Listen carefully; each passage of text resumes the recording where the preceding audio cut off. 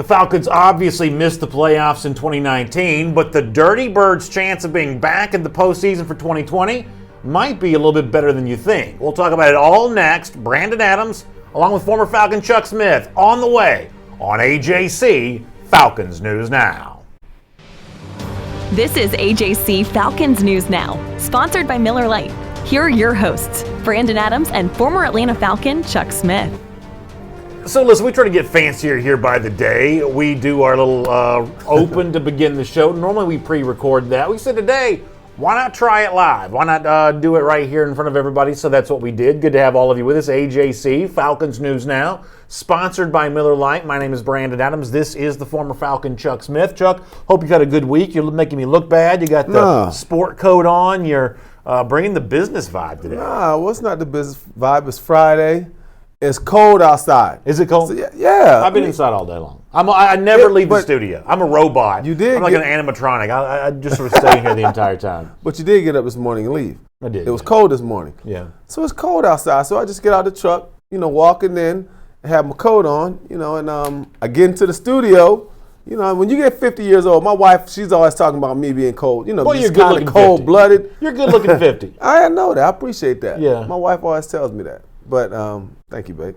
But it's cold in the studio, so it might not be cold to you, but right now it's cold in the studio. When you get 50, I'm telling you, the 50-year-old men out there understand, I didn't used to be like this. Yeah. I come in here I come in here with no shirt on back in the day, just wouldn't even be cold. Sure. But right now, I kept my jacket on. So this is really, let's be real, this is really not G'd up. I mean, you're kind of, you.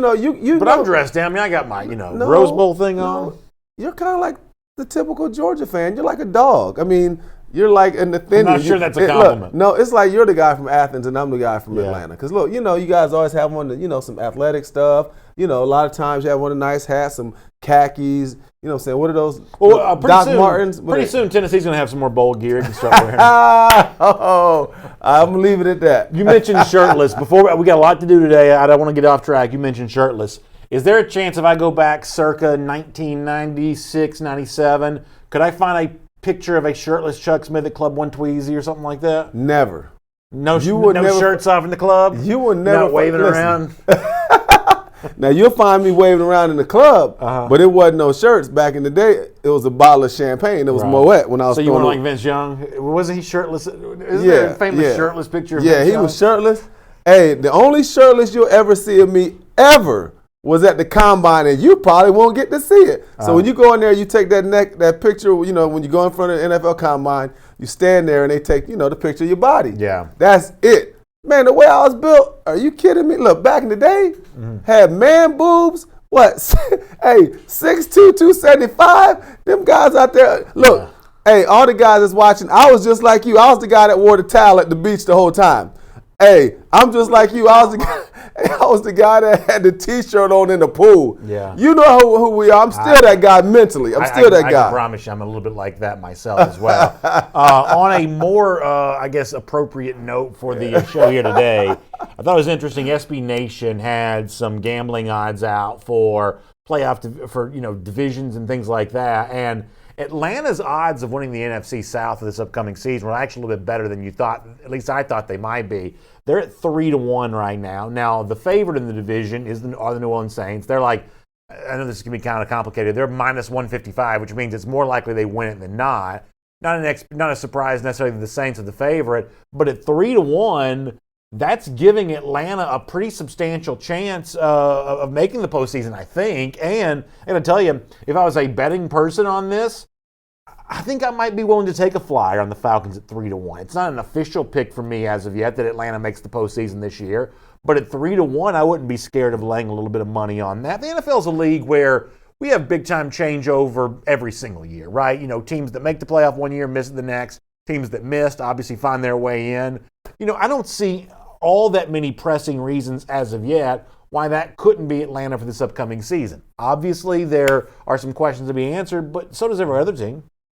Yeah, you're right. And I want to be a believer. I want to believe that the Falcons can win this division without the other teams, what's going on with their struggles right now. And when I look at this Falcons team, why would they, be one of the favorites to win this division? Because I don't get caught up in what you did last year, all the things that happened. Because we see that traditionally, there is no real rhyme or reason how things happen, right? So last year you're San Fran, you make Super Bowl. Year before that, you only win 4 games. But I think it has more to do with this Falcons. People still love what the personnel has. I mean, I think it has a lot to do with personnel. Julio, Matt Ryan, Grady. You got got cornerstones positions on this team. So to me, I want to give the Falcons a little more credit than probably a lot of people would, and it has to do. I still believe in this personnel, the core of this personnel. Well, I want to go back and let you hear Dan Quinn from about the halfway mark of last season. Falcons had obviously gotten off to a very rough 1-7 start, and yet the conclusion of the season was pretty good. And to Quinn's credit, he did set Atlanta up with his own words to go out there and do what it did to close out the season. As a way of kind of furthering our conversation, let me let you hear Dan Quinn from the midpoint of last year. For us, our new season and 8-game schedule starts us with the format that we like, from all the preparation and everything that goes into it. So told everybody if we have a chance to elevate in every space that we're going to do, we're going to try for it. Players, coaches, the whole thing. So it'll take a lot of energy, a lot of discipline to do that, but we've got plenty to work on. So this Sunday, looking how we want to play and focus on that as much as we can. So listen, he says, hey, we're going to play an 8-game schedule, and we know by now. Now listen, during that time, I was complaining about some of those wins Atlanta got in terms of its long-term future. I still think there's a chance some of those wins may come back to haunt the Falcons before it's all said and done. But Quinn wanted to save his job. Players wanted to make a name for themselves. And they went out there, and in the second half, Atlanta played much, much better and showed a level of focus, level of determination, defensively especially, started playing a lot better. Obviously, we were in the same boat as a city a year ago, looking at the Falcons having played better at the end of the 2018 season and wonder how that would translate to 2019, and obviously didn't translate very well. But when you think about Quinn saying, hey, we're going to play better in the second half, see the team go out there and actually do that, and now stare at a 3-1 chance of winning the NFC South this season, does it make you more likely to believe in Atlanta this year, knowing they did play better down the stretch last year? Well, I'll tell you about the Falcons as far as believing them from what they did in the second half. I think there is something there from the standpoint of I think the good players played up to their standards, and some of the great players dominated, like Grady and Julio. Because remember, in the first half, this wasn't Julio Jones struggled. There was no running game. Second half, Julio thrived. Obviously, Grady did up throughout the season. But second half of the season, Deion Jones' name stepped up a lot, right? First half, he didn't. But I just think this year, I'm telling you what I think what helps the momentum, and this is crazy to say, I think there's no pressure on the Falcons. I think that's probably true. I think the biggest thing that helps them, honestly, was that at the end of the season, they pulled it through, but still there's pressure. There's no more pressure on Dan Quinn. It's like, okay, I either win or you're out. So the guys can go out there and wing it. So it wouldn't be a surprise if there was transition. I think the guys going to go out and do what they got to do. Now, it's not the mantra is not going to be win it for Dan. Win it for Dan. So, I would also add to this that the other thing that Atlanta potentially has going for it, I mean, look at the complete, weird state that New Orleans finds itself in. Bringing back Drew Brees as quarterback, I'm not even sure every Saints fan wants that. I mean, if that's what's going down here, this team that's been better defensively the last couple of years, not as explosive as we've come to expect the Sean Payton offense to be. Big-time, embarrassing playoff losses for New Orleans 2 years in a row. Falcons fans obviously love reveling in that idea, but this is a Saints team that, even though the regular season record was stellar again last year, this is a Saints team that's not what it once was. The notion that New Orleans scares you, they're obviously still going to be the NFC South favorite for a reason, but the notion that they scare you, what about New Orleans really scares you all that much right now, especially watching the way in which they were summarily dismissed from the playoffs once again? Well, I'll tell you this, they still got cornerstones. You got Lattimore at corner, you got Cam Jordan at the defensive end, offensively, Kamara. So they got some guys there, but I don't think, to me right now, there's not when I think about the NFL, I mean, there's not a lot of teams that scare me. Definitely not the New Orleans Saints. But I think some of the luster's been taken off what the Saints have accomplished because 2 years in a row they haven't won those games that you're used to seeing championship teams win.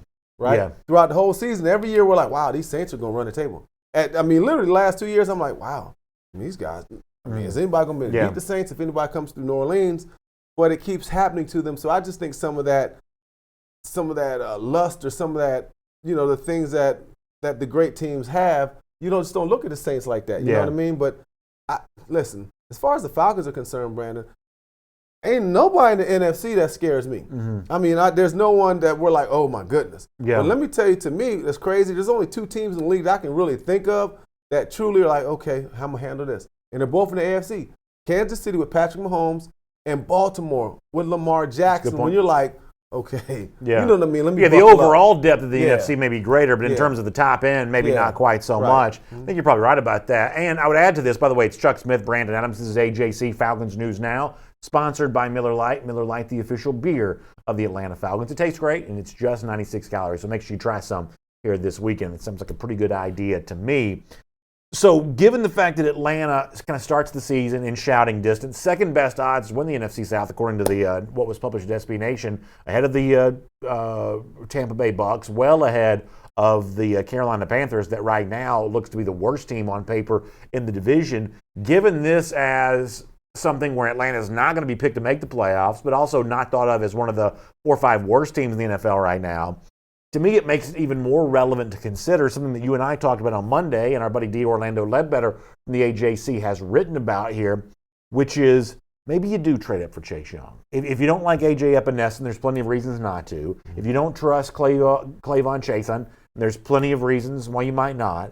If you feel not so great about your value at 16, if edge rusher is what you have to have, then maybe you do just trade up and get Chase Young. And maybe you let him be paired with what I think is still some pretty impressive pieces on offense, and maybe you just go to bat and see what you bring to the table. At that point in time, the pressure will be on you, so there's pressure off now. Yeah. Pressure can be a good thing. It certainly will make the city, I think, more energized about a Falcon season. The more and more we get here, the more I kind of realize Atlanta's probably not going to draft DeAndre Swift, which was the initial name that I called for. So if you're not going to do that, why not go this direction? Why not make the boldest move you could make? An offer the Washington Redskins can't refuse for the number 2 overall pick. Why not make it happen? I think it won't happen because I just don't think that Washington. I'm interested to see what would they give up. Well, listen. It'd have to be a boatload because you're talking about this is a cornerstone. This is a generational type pass rusher. This is Myles Garrett. This is a Von Miller. This is J.J. Watt. What are you willing to pay? So let me just ask you this right now real quick, and let me just also ask myself this. Yeah. Am I willing to give up 2, 3 first round? Would I give up 3 first rounders today for a generational D tackle like Aaron Donald? Yes. 4? No. I'm giving up. Listen, I'm talking about an absolute franchise cornerstone that, to me, so when you're looking at Chase Young, it's a challenge because will he be that guy? Here's the thing. Is he going to be that guy? Yeah. So there's some challenges there. I understand. But for me, because this is the worst group of edge pass rushers we've seen probably in the last 4 or 5 years, listen, Epinesa be happy if he get in the first round right now. And from everything that I'm hearing from talking to a lot of teams, I talked to a scout yesterday has evaluated 400 defensive linemen that are eligible. He said, man, this is the worst group. Wow. Because listen, remember, you've been debating about Epinesa for a long time. And Chason from LSU, the rushers. That's all we can talk about. So I understand what D-Led's saying. I agree. If you can make that happen, because now you got another cornerstone with him and Grady, and then you look at what we already got. I'm looking at this Falcons team also, and from D-Led, I like that. I'm looking at this Falcons team that we're ready to win now. I'm trying to take out the thought process of what's happened the last couple of years, because if I'm going to roll with TD, I'm going to roll with Dan right now. Yeah. We've been saying that for years. We're building to win the Super Bowl. So everything you've done in the past, I'm hoping it all comes together. You put together Chase Young. But a lot of this is, built on we're going to win a Super Bowl here pretty soon if I'm going to make this move with Chase Young. I'm going to get a lot of comments on this on both Facebook and YouTube. We'll do that coming up. Right. D-Led, though, at the AJC did some good reporting on this because you may be familiar. Jimmy Johnson, the legendary former Dallas Cowboys coach, had kind of his draft value where you look at the value of draft picks relative to other picks. And from that standpoint, you can kind of come up with a formula for what you'd have to trade to get a certain pick. Pro Football Reference has done a good job of kind of cataloging this over the years. And so what D-Led says, using the database available at Pro Football Reference, is that Washington, the current number 2 pick holder, that pick is worth 2,600 points according to the famous Jimmy Johnson formula. The Falcons' 16th pick is worth 1,000. He says you make up the 1,600 point differential by giving up this year's second-round pick, number 47 overall, third-round pick, that's number 200, and then you have to give up next year's first-round pick and next year's second-round pick. So that's the big hit to you is not only do you have to give up a bunch of capital for this year, your 16, your second round, and your third round, but it's first and second next year as well. First rounder, so what are you saying, just trade out? It's a 1, 2, and a 3 this year. Right. You're basically swapping first-round picks. So it's a 1, 2, and a 3 this year, and a 1 and 2 for next year. So 2 first-rounders. Yeah, so 2 first-rounders, 2 second-rounders, and a third-rounder. But here's the thing. If it works out and you're in the playoffs, then next April, I think that you're talking about a not quite as good a draft pick anyway, and you're talking about being a lot happier because of the player that you had that came in here. And for whatever reason, if it doesn't work out, the whole organization's getting blown out anyway. I mean, this is I have never seen a team that was more win now than what Atlanta is. You've got aging quarterback in Matt Ryan, aging superstar Julio Jones, coach on the hot seat in Dan Quinn. He starts the year in the hot seat. General manager who starts the year in the hot seat, Thomas Dimitroff. There has never been more of a, you got to make it work somehow for 16 games and get into January. There's never, what's the famous line that Apollo Creed used in Rocky III? There is no tomorrow. There has never been an NFL team that has less of a tomorrow than the Atlanta Falcons. For this group, players and coaches both, it's either put up or, in some cases, a lot of fans are going to say, shut up. That's kind of what you're dealing with right now. So, expensive price. I can't believe I'm saying this because it's not a good deal. But for that player, I believe that's a decision I'm making. Hey, I understand. But so we ended up coming up, let me, understand. So there are 2 first-rounders in there. Yeah. It's 16 to get to 2, right, and it's next year's first round. Ooh, man, they're going to have to give up more than that.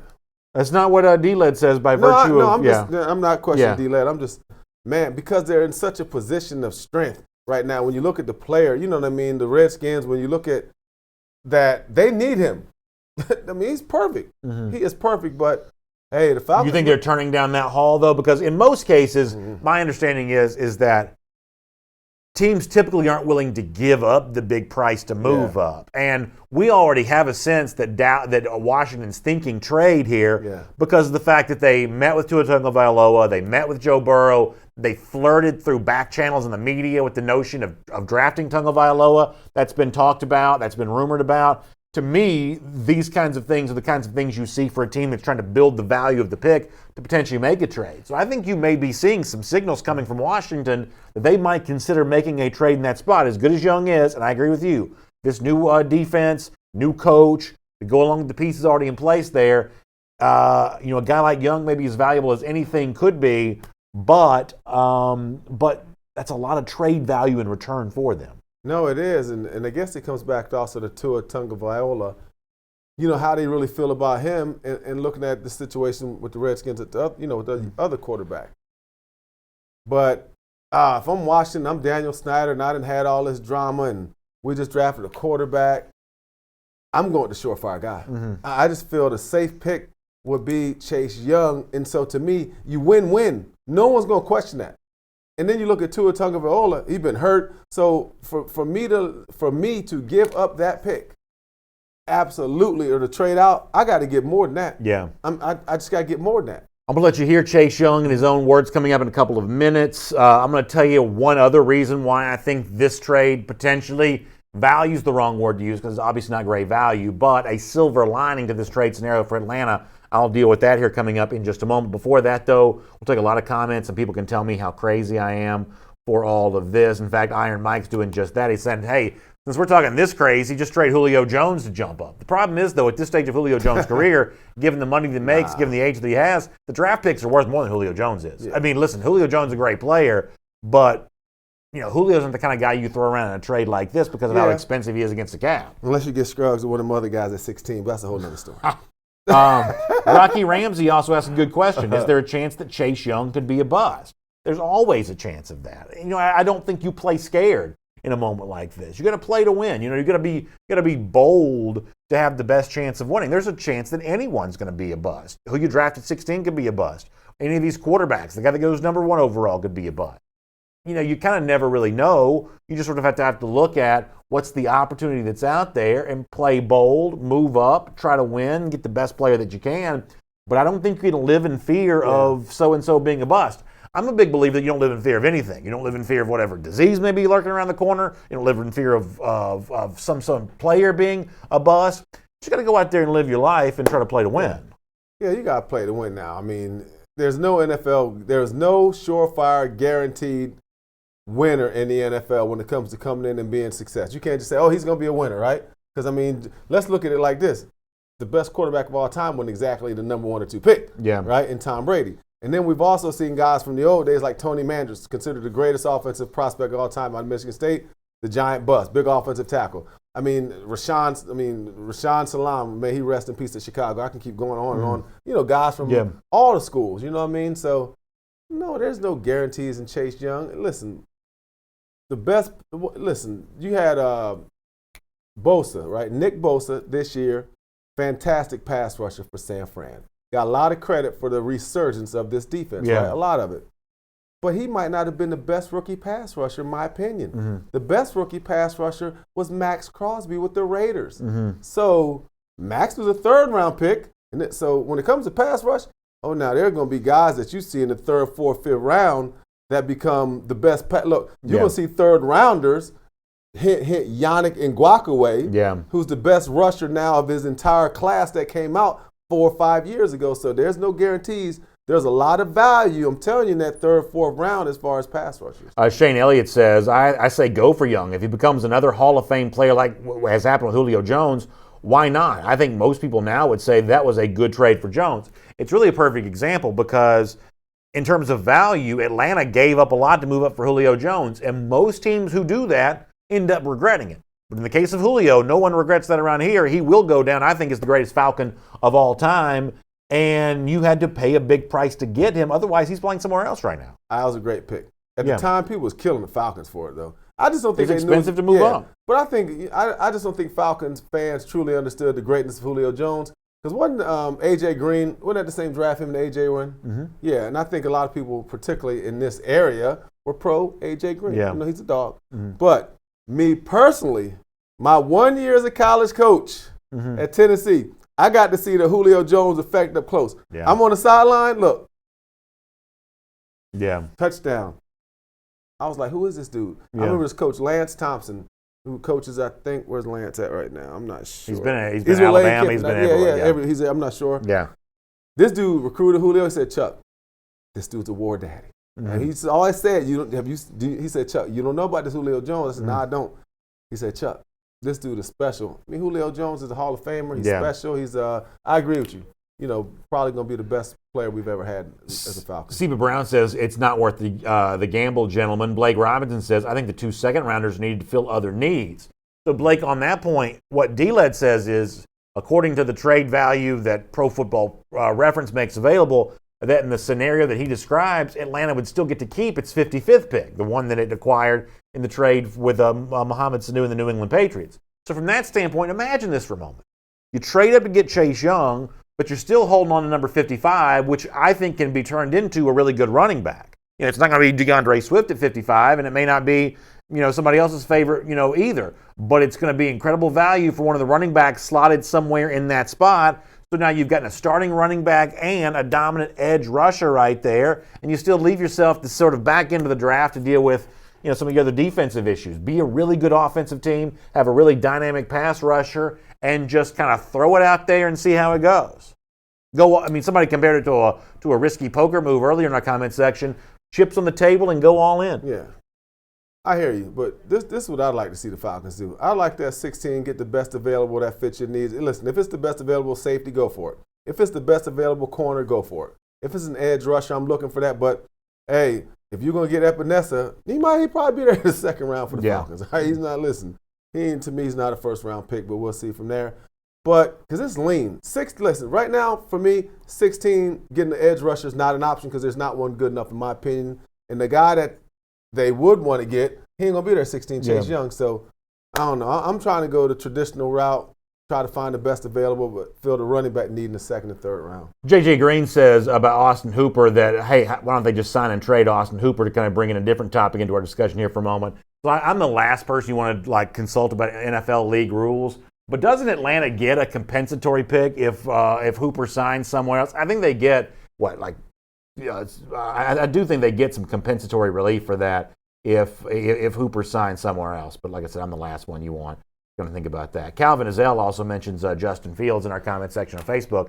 That's the other part of this too. It's like at a certain point in time, you're thinking about that next quarterback beyond Matt Ryan, whether it be a guy like Fields who grew up in the Atlanta area, a guy like Trevor Lawrence who grew up in Cartersville.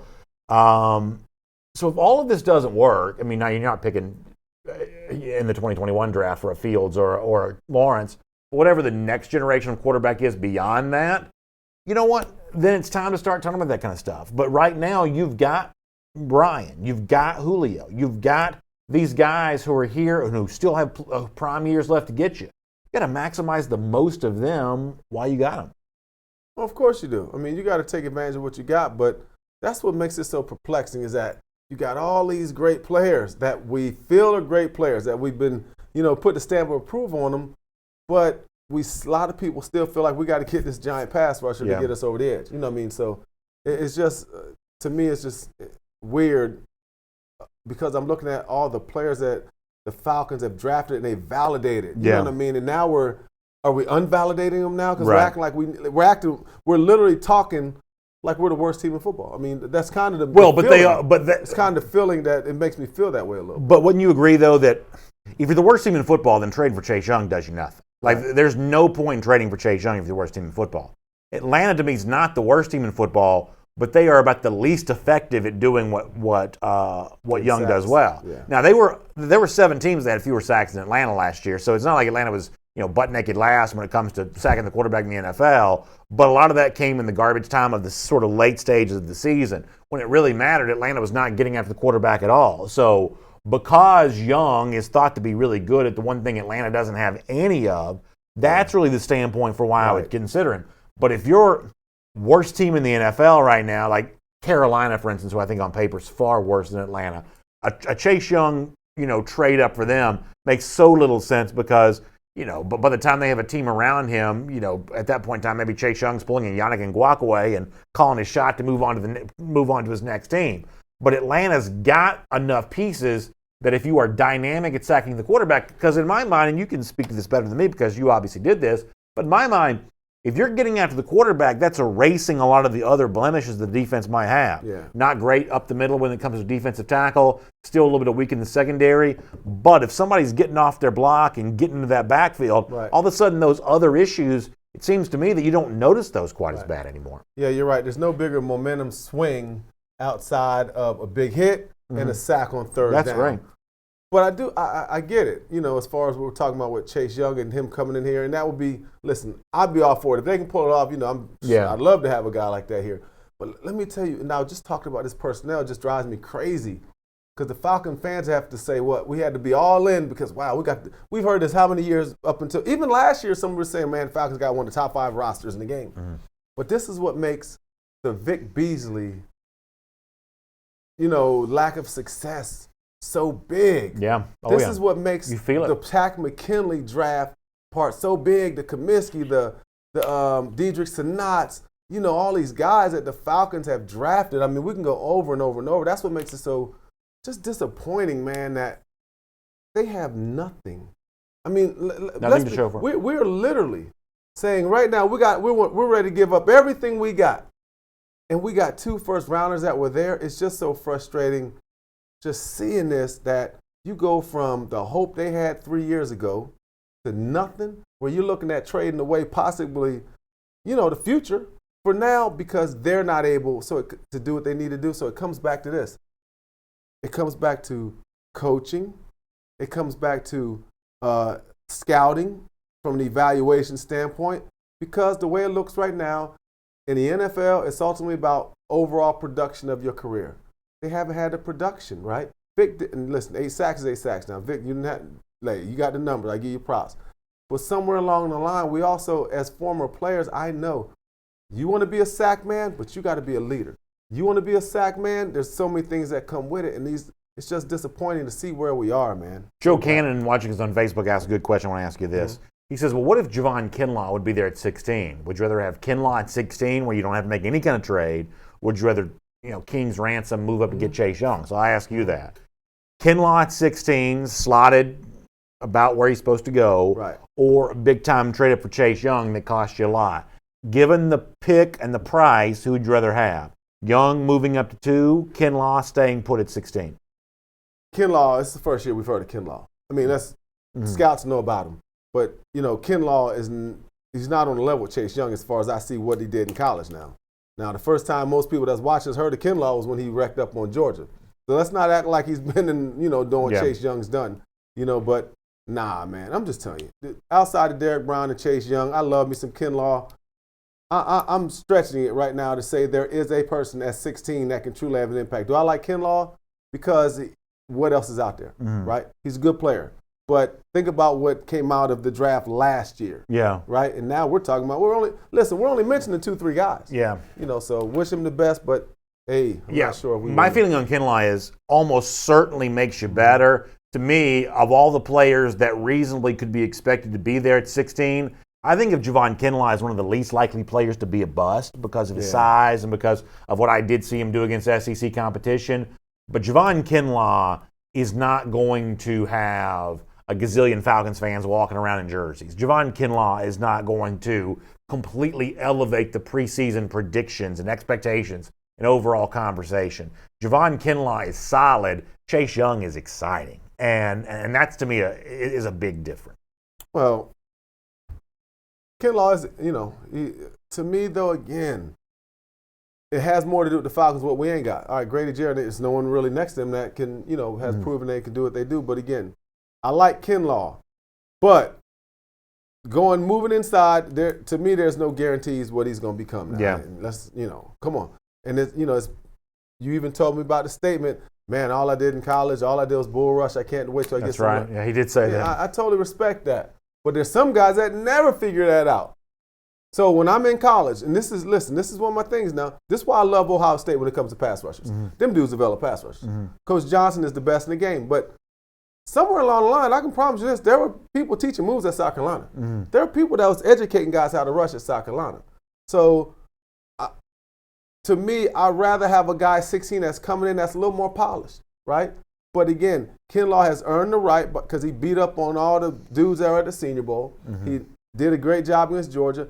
I like Kinlaw in this defense. But a lot of the reason I like Kinlaw in this defense because there ain't nobody on the D-line except Grady that to me is a prime-time player. So, Kinlaw jumps out there right now. He's bossing next to Grady because they ain't got no one else that has shown the ability to do anything. So I'd love to have Kinlaw. He's an upgrade. Now, hold up. I'm wrong for that. I don't know if he's an upgrade because remember, he ain't played no pro ball. So Chase Young, it's hard to say he's an upgrade, but as far as Kinlaw, I'm not going to sit here and say he's an upgrade. I'm going to just say we ain't got nobody. He's got a chance to become one of the guys real fast. All right, let me let you hear Chase Young going back to the NFL Scouting Combine. D. Orlando Ledbetter from the AJC caught up with him. The question is not from D-Led, but the question from a reporter is, hey, do you think of yourself as the best player in the draft? Some people have said that you are. Let me let you hear Chase Young on that subject and a little bit more. Here is the Ohio State edge rusher. It's going to be exciting. Definitely excited, to play with the big dogs, man, and excited to show the world what I can do. I definitely think I'm the best player in the draft. I think I showed it on my tape. You can go to every game. I think I showed it. I definitely think I put my best foot forward this year. I grinded hard. Two of my biggest things are hard work and dedication, and I'm going to bring those two to the NFL with me. So what you hear there from Young is lack of hesitation. Doesn't hesitate at all to say, yes, I think of myself as the best player in this draft, and I can't wait to go out there and show it. Chuck, as a former player, that level of confidence, no hesitation, no hemming and hawing, just very direct and to the point. I believe I'm the best. I'm going to go out there and show it. Does it make you like him more or make you like him less? Well, it makes me just like him. I don't think more or less. Because I'll give, again, the best defensive player in the league is Aaron Donald. When Aaron Donald's asked stuff like that, he says, man, there's a lot of good players. This is the type of stuff AD says. There's a lot of good players, in this draft. I'm just excited to compete with him. Yeah. And, I'll let everybody else make that judgment. It doesn't, change my thinking. Yeah. I mean, I like it. But listen, these dudes are programmed to say that. Heck, if I was the number two, if I'm the number two player, literally every time, there are people now that are saying he's the best. Everybody's saying he's the best player. He's the best overall player. So, you can't go wrong with it. Yeah, I like that. To me, I like a guy that embraces the label that he's been given, because non-quarterback, he's the best one. Like non-quarterback, he's the most talked about player in this draft. And there are a lot of teams that need quarterbacks. Quarterbacks always get a lot of attention. But when the conversation turns to something other than quarterbacks, he's the first name mentioned every single time. That's a lot of pressure on him. Whether it's Washington or a trade up with Atlanta or somewhere like that, wherever he goes, he's got a lot to live up to, because you got to start getting after quarterbacks right away to live up to that kind of hype. The fact that he believes he will doesn't mean that he does. But you know what? If he's staring down in his shoes when a question like that gets asked, if he's like, oh, man, I don't know. I just am here to play football. I'm just thankful for the opportunity. Like, humility in life is good in some respects, but there are other moments where I want my guy to be bold. That's a boldness from Young that I like. It makes me like him more, to be honest with you. And the notion of the kind of ransom you have to pay to make you trade up for him. If I'm going to do that, I don't want some guy kind of shuffling his feet in the door. I want him, big and bold, come marching in like that Vince McMahon gift that everybody always plays. I need a guy kind of walking through the door like that. And that's kind of what Chase Young does with his words there. To me, this makes me like him even more and make me feel even better or more satisfied, more okay with the notion of the kind of ransom you have to pay to go make a trade like that. But I don't care about all that. I mean, I love it. I love he's got the aggressiveness in him. He's confident. But hey, man, everybody's different. But to me, I'm just saying it doesn't. But if he said, nah, I'm just loving to compete, more of an AD type answer, I'm cool. Or if he came out and said, yo, man, I'm about to do this, I'm that and that, I ain't got a problem with that, because a good example is Deion Sanders. Deion is the most braggadocious dude, talks smack, but he's like the nicest dude. Right. You know what I'm saying? That kind of thing. But he's a supreme competitor also. This is a weird thing for me to describe, because I honestly don't know how to differentiate one from the other, but I sort of know it when I see it. I don't like guys who seem like they are falsely confident. Like they're bragging, but there's a vibe they don't quite believe it. Nor do I like it when a player comes across as not confident enough. Mm-hmm. There's a certain zone that I feel like you got to be in. For whatever reason, Chase Young right there kind of comes in that zone for me of, hey, this is as confident as he should be. This is as assured of himself as he should be. There's a lot of this of, hey, I'm going to come in there, I'm going to be all pro my first year and stuff like that. When a guy says that, that's typically a pretty big turnoff for me. Or when a guy doesn't embrace the platform that he's supposed to be on, that's also a turnoff for me as well. Does that make sense? Even if I can't quite describe it well, I know what overconfident looks like, and I've seen some guys who are not confident enough, and I'm like, well, that guy's definitely not going to succeed. There is a happy medium you want to be in, right?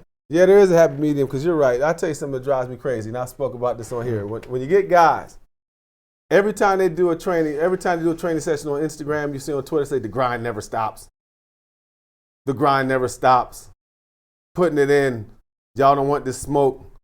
It drives me crazy. Let me tell you the biggest one that I tell you, this is where I tell you the ones that absolutely are fraud or fugazi, as we used to call them back in the day.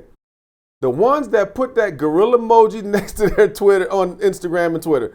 Y'all go in there, everybody on Twitter, Instagram, see the gorilla emoji. The gorilla means that you're a dog, you're a beast. You know what I'm saying? You about, a silverback. So the gorilla means you're a dog. The gorilla means that you're a beast. Yeah. The gorilla emoji means you're a beast. There are even guys on the Falcons team that had the gorilla emoji. I said he had to take it off, right? And look, listen, I've seen guys online with the gorilla on their shoulder. Like a sergeant stripe, you have to earn that? Yeah. Hashtag, I'm on the grind. Hashtag, the grind never stops. I see it all the time. Listen, I get guys in my gym. They be in there training, man. They'll be all loud and tough and, yeah, I'm about that action, man. I'm about that work, Man, they get on the field, they be getting work. So listen, I see it all the time. Yeah. I see it all. I can tell, listen, I can train a player and tell you if he's got dog in him or not. He ain't got to be on the field, because I learned it on the field in training. Listen, everybody not an alpha male in the NFL. I'll just leave it like that. Mm-hmm. Let me take a couple comments here, and then we got some other stuff we got to talk about. By the way, Lisa Shepard in the comment section. Lisa came out and talked to us last week at the Atlanta International Auto Show. We appreciated that. Let me tell you something about Lisa, y'all, and I don't mean to put her business out there. She's going to Vegas for the draft. Pretty good deal right there. You put her business out there, though. I did put her business out there. I don't think she'd mind me telling that. Going to Vegas for the draft. That's tight. How much would you love to be going to Vegas for the draft? That's going to be incredible. It's going to be so much fun. Because think about last year in Nashville. Oh, it's crazy. I mean, I'm just saying, so can you imagine what it's going to be like in Vegas? Well, maybe not. But I'll tell you, Nashville set the bar real high, but Vegas? Woo. For sure. Drew Lehman kind of talking about some of the guys he's seen with that gorilla emoji. Yeah, come on, man.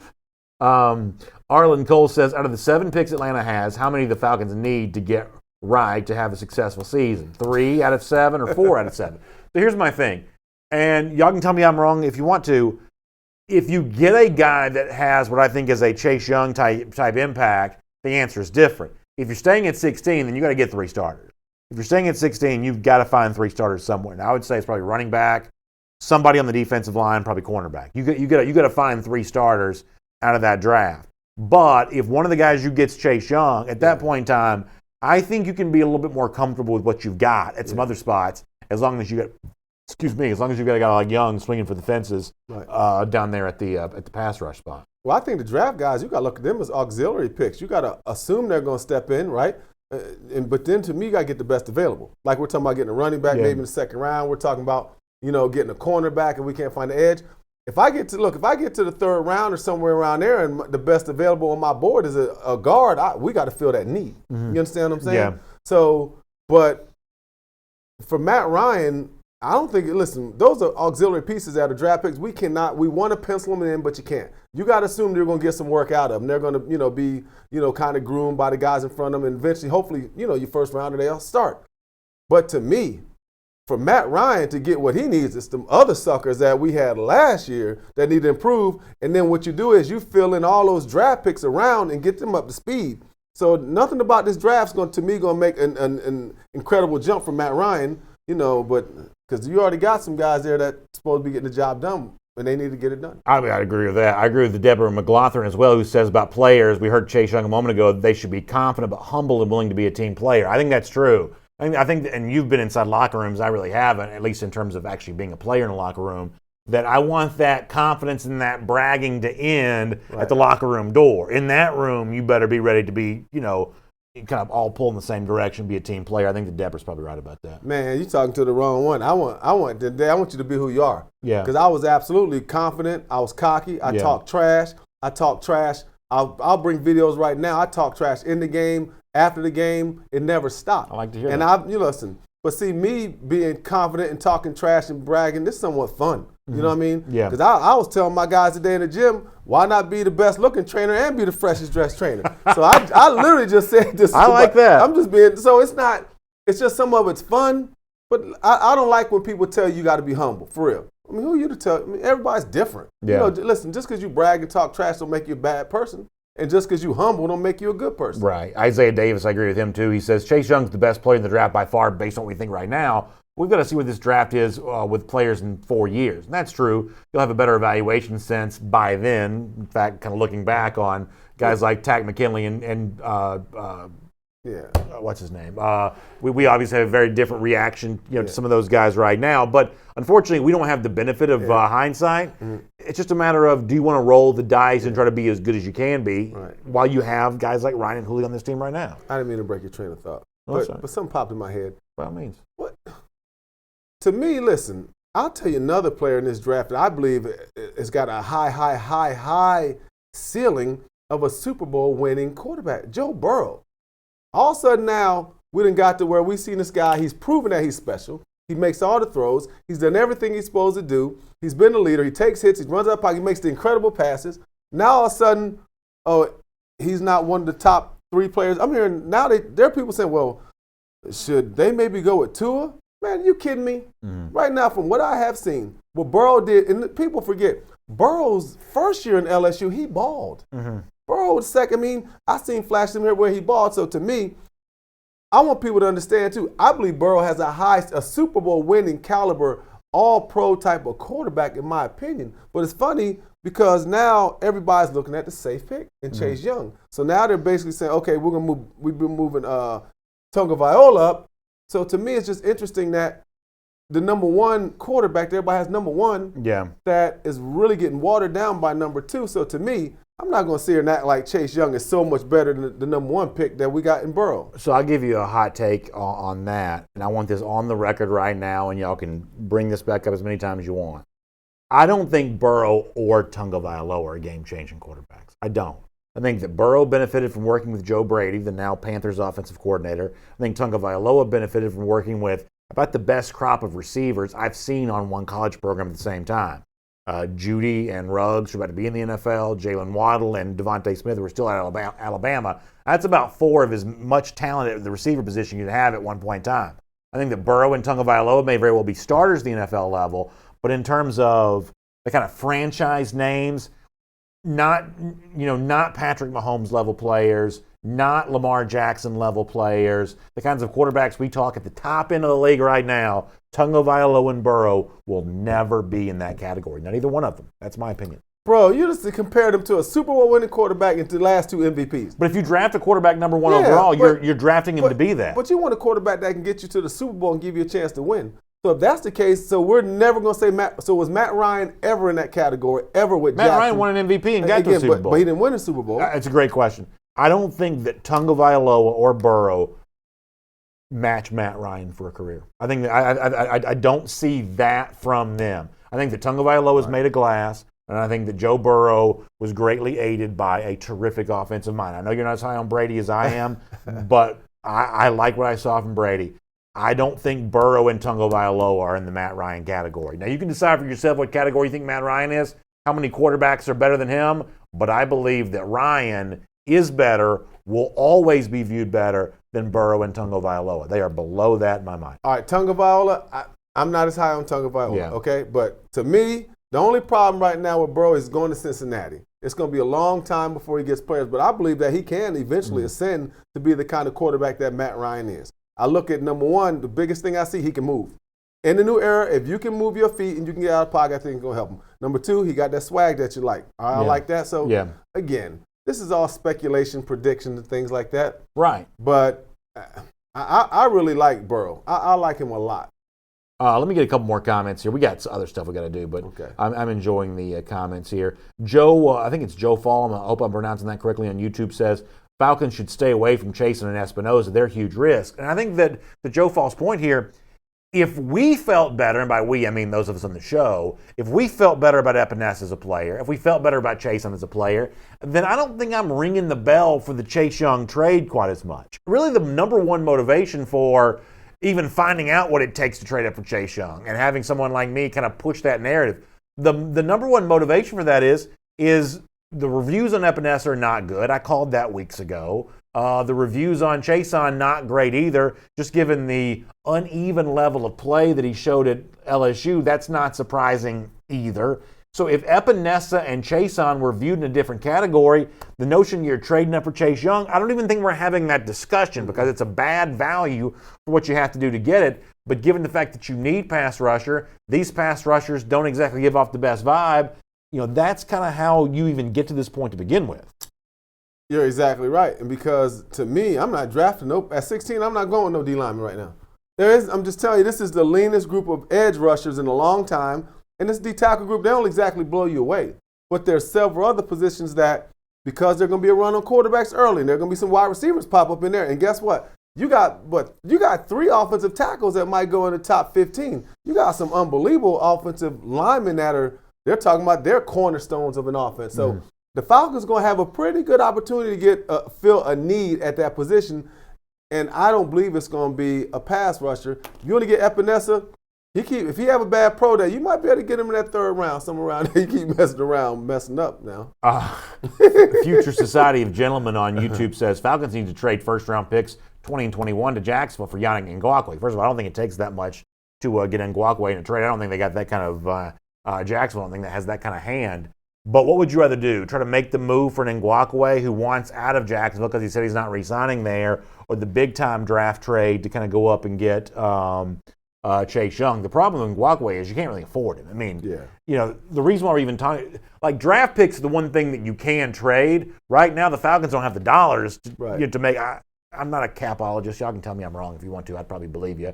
But they don't have the dollars for a guy like Ngakoue, do they? No, they don't. I was looking at something on last night. They were talking about who's going to make the most money. Shaq Barrett up at Tampa or Yannick, at Jacksonville, $20 million plus.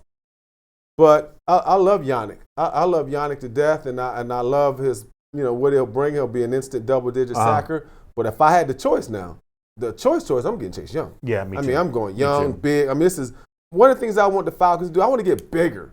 I want to get bigger, more physical, more imposing. Okay. I'd love to get an edge rusher now. What you're getting Chase Young now, you get a speed rusher that can play the run. Mm-hmm. I mean, and then you got a guy that we can move inside, but not because he's handicapped by his quick twitch or his movement ability. You can move him everywhere. It's AJC Falcons News Now. It's sponsored by Miller Lite. Miller Lite, the official beer of the Atlanta Falcons. It tastes great, and it's just 96 calories. We appreciate them being with us all year long as we head towards the NFL draft here on AJC Falcons News Now, sponsored by Miller Lite. Let me do a couple of other things here real quick.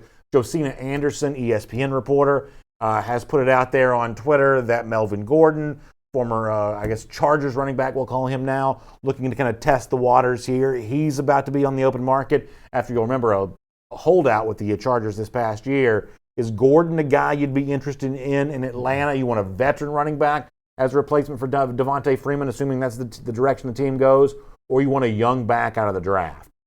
I want a guy out of the draft. I don't want Melvin Gordon. I want someone that's coming in fresh, that's young, and I'm going to take my chances with that. Yeah, he had a 1,100-yard season going back to 2017. But,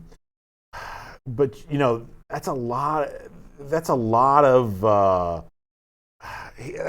tread on that tire now. He's gone over 1,000 attempts for his career. He's never had 300 in the season. Only had 162 last year carries, 175 the year before that. So he hasn't been heavily used necessarily in any one year. But for a guy now going in year 6 in the league, going over 1,100 career carries, I want to take my shot with the rookie on that one. I'm not looking for the veteran running back. When I think about Atlanta's solution to running back, I want somebody who I can put some wear and tear on and then let him go sign somewhere else after that. And I hate to be that way, but that's kind of what the running back position has become. We got an offensive line. We put money in the line. Yeah. So we're talking about we need a big-time creative back. Yeah, because he ain't going to be cheap. No, he's not going to be cheap. Yeah, Tyron Davis agrees with that, saying that he's basically going to be too expensive. Corey Brown says we've got 3 running backs already. It's always the argument we hear from Falcons fans.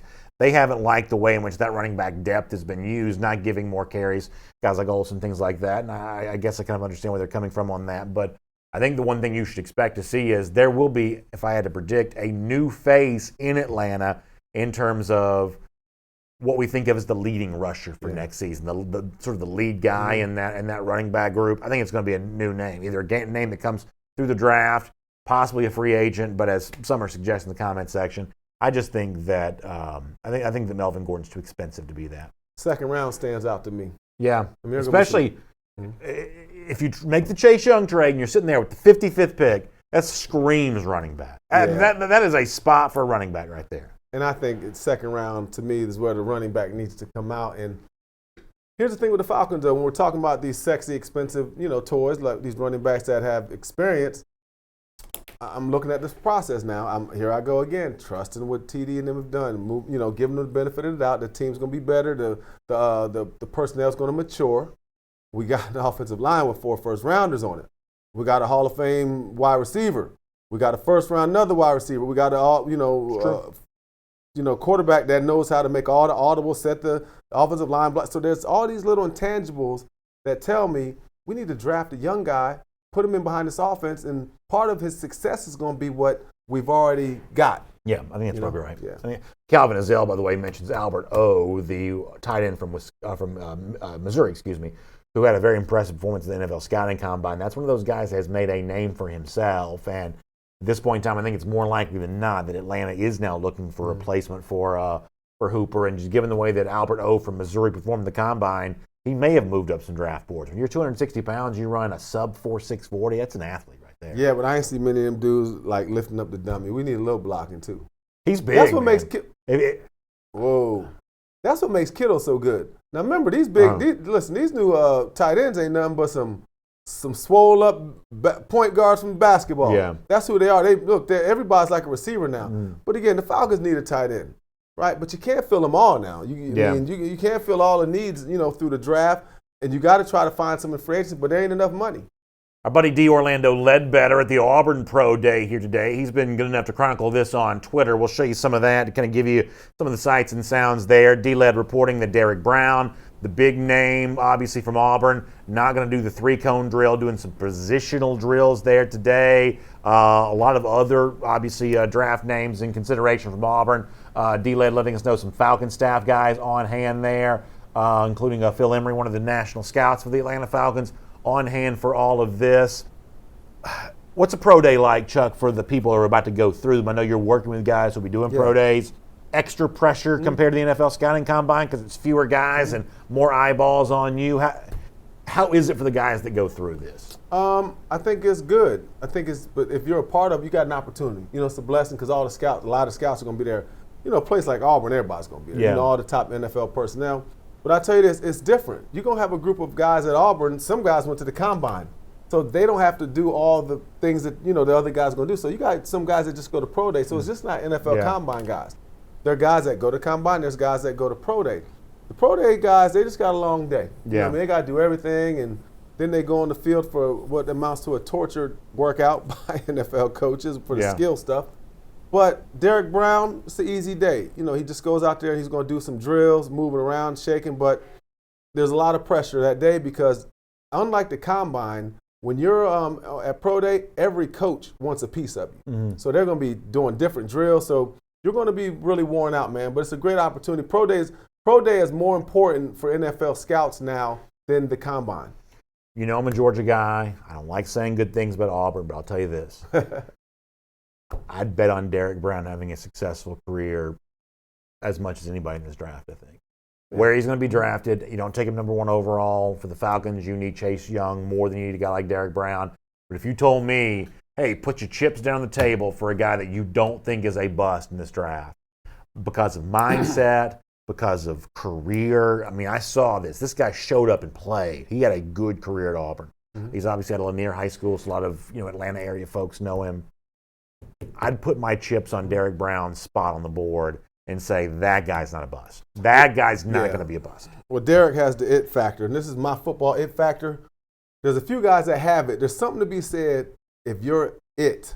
From the time you were in the little leagues, you dominated. Yeah. You were the guy. That's true. From the time you're in high school, you were the guy. From the time you're in college, you're the number 1 guy at your position. When the pro, come out, you're that guy. Jadeveon Clowney comes to mind. Mm-hmm. Emmitt Smith in his day. You look at some of the guys, that were, literally from the time, they were the it guys. And that's something to be said, like you're a Derek or a Jadeveon Clowney. But from the time this cat, let's use Clowney, who Derek's just like that. Mm-hmm. From the time Clowney's been in the 8th grade, he's been the guy. Can you imagine? You're the most talked about guy. You're getting offers in 8th grade, every level, and you have those expectations to meet. No doubt. Kudos to Derek. I think he can do it too. Follow D. Orlando Ledbetter on Twitter. You can see more of kind of what went on there at Auburn today. Calvin Zell, a lot of folks kind of going through some of that kind of stuff. You can check all of that out. D. Orlando Ledbetter on Twitter for a whole lot more on that, for everything that went down at the Auburn Pro Day. By the way, did you see this? We'll close out with this. Monday Night Football may be getting ready to do a little bit of a broadcaster shakeup. So there are rumors out there that they may try to trade for Al Michaels from NBC. Now, ironically, NBC, I think, also traded for Al Michaels when they originally brought him in anyway. So he could be traded back to the Disney family here and ESPN. There's also talk he may spend, $20 million a year to bring in Peyton Manning as a Monday Night Football broadcaster. First of all, as a former player, do you notice broadcasters when you watch a game, and how much do broadcasters impact your enjoyment of a game? I listen. I'm not trying to listen, but their process of what they're saying, I just listen to it. But a lot of times it comes out, for me as a player, oh yeah, was he right? Oh yeah, was he wrong? Or, that's interesting. And also the good ones also bring out things that I didn't see. It's the same thing, I think, personally, as a player, particularly when it's someone that knows what they're talking about. Yeah. You know what I mean? So yeah, I listen to them. But also I'm not one of those guys that, wow, that was wrong, and then tweets it. No, that was right. Right. You know what I mean? Yeah, because when it comes to the Monday Night Football booth, that thing has been criticized so much. I think at a certain point in time, especially Booger McFarland, who was kind of on the receiving end a lot of this, and he obviously made some mistakes, but if you listen to any of us for long enough, you're going to hear some mistakes. I think ultimately there was just way too much piling on him. I mean, I think he's fine as a broadcaster. I think what was happening to him on Twitter, like everything else, gets totally overdone. I think the problem with the Monday Night Football booth is it doesn't feel big enough. Al Michaels is a name that everybody knows going back for a gazillion years. Peyton Manning's obviously one of the most famous guys connected to football. It's almost like you just need bigger names in the Monday Night Football booth. Tessitore and McFarland, I think they're fine. They're obviously college football guys, so I've enjoyed watching them for a number of years. But they're just maybe not big enough in stature to be the Monday Night Football booth, maybe. Yeah, I mean, isn't that ironic? From one VFL to the next. We got Peyton in there. Oh, Lord, that's right. That's right. Fact, It worked out so well for Jason Witten, the former Ball. That's just how we roll. What do you think the AJC could get from me if they traded me? You think that'd be trade value for me, a la Al Michaels? We can get you. We can trade you up for D-Led. Matter of fact, you can go up to Auburn next. Matter of fact, you go to the next pro day, me and D-Led going to rock. I'm sure he'd like that. I'm going to take D-Led. Listen, don't move me out of my seat. Don't move me out of my seat. Hey, thanks for being here, AJC Falcons News Now. By the way, speaking of D-Led, become an AJC subscriber. You'll get this complimentary Falcons cooler as a special gift for that. Subscribe.ajc.com. Falcons News Now, that's the website to go to. This is AJC Falcons News Now, sponsored by Miller Lite. Here are your hosts. E-paper to your device. That comes in every single day. However you want to consume the AJC product, you get a chance to do that as an AJC subscriber. Subscribe.ajc.com/Falcons News Now. Cancel anytime, but as a special thank you to you, you get this officially branded Falcons cooler. Now, you can't trade me after a nice little read like that. Taking care of business, pumping out the subscribers, you can't trade me after that. I can't. We've been friends like about 15, 16 years. I'm not going to trade you up. You're my guy. You have a good weekend. We'll see you back here Monday, 1 p.m. Eastern Time for AJC, Falcons News Now, sponsored by Miller Lite. We'll talk to you then, everybody.